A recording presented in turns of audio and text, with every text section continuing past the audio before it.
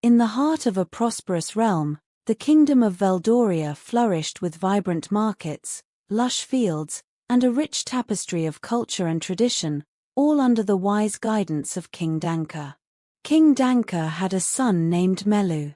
Born into luxury, Melu was blessed with everything a young royal could desire: wealth, power, and the promise of a kingdom that would one day be his. Yet, Melu was blind to the responsibilities that came with his birthright. Instead, he reveled in the pleasures of palace life, squandering his days in feasts, games, and the company of flatterers who indulged his every whim. The wise King Danka, Melu's father, watched his son with a heavy heart. The king was a man of great foresight and wisdom, beloved by his people for his just rule. He had long hoped that Melu would grow into the role of a leader, but as the prince grew older, it became clear that his son was more interested in fleeting pleasures than in the well-being of his future subjects. As the years passed, King Danka's health began to decline. Knowing his time was short, he called Melu to his side. "My son," the king said, his voice weary yet firm, "a kingdom is not sustained by gold or glory alone, but by the strength and wisdom of its ruler. You must learn the ways of governance, for the crown will soon rest upon your head." But Melu, who had never known hardship or consequence, dismissed his father's words. "Worry not, father," he said with a confident smile. "I will rule as I live, with a light heart and a carefree spirit. The people will love me for it." King Danka sighed, knowing that his words had fallen on deaf ears. With a heavy heart, he passed away soon after, leaving the kingdom in the hands of his inexperienced son. Melu ascended to the throne with great fanfare. The people, mourning the loss of their wise king, hoped that the young prince would rise to the occasion. But their hopes were soon dashed. Melu's reign was marked by reckless spending, neglect of state affairs, and a growing disdain for the counsel of his advisers. The prince's foolishness became the talk of the kingdom. Taxes were raised to fund extravagant banquets and lavish entertainments, while the needs of the people were ignored. Crops failed, the treasury emptied, and unrest began to brew among the once loyal subjects.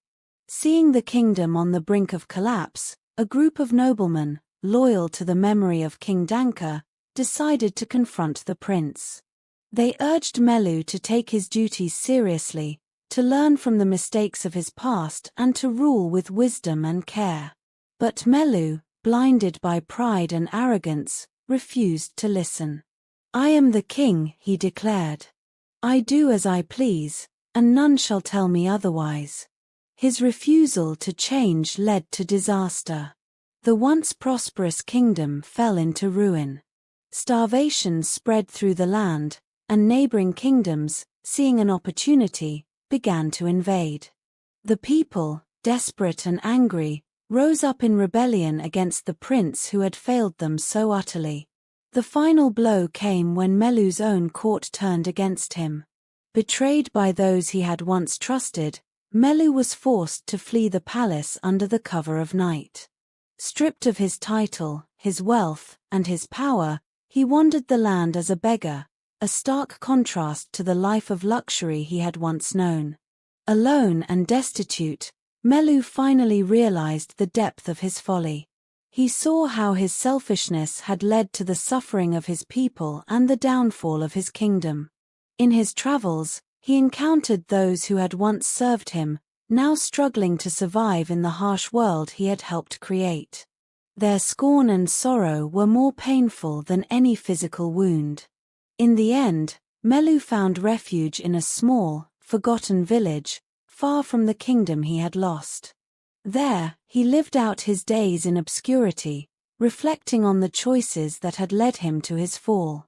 He spent his time helping the villagers with their daily tasks, finally understanding the value of hard work, humility, and wisdom, lessons he had ignored in his youth. Though Melu's name was remembered across the neighboring kingdoms as the foolish prince, his story served as a cautionary tale for generations to come. It was a reminder that power without wisdom is a path to ruin, and that a crown is only as strong as the one who wears it. And so, the once glorious kingdom of Melu's birth slowly rebuilt itself under new leadership, its people wiser for the lessons learned from the folly of their former prince. But the memory of Melu's downfall lingered, a tale told by firesides and in the halls of kings, a reminder of what happens when a ruler loses sight of their true purpose.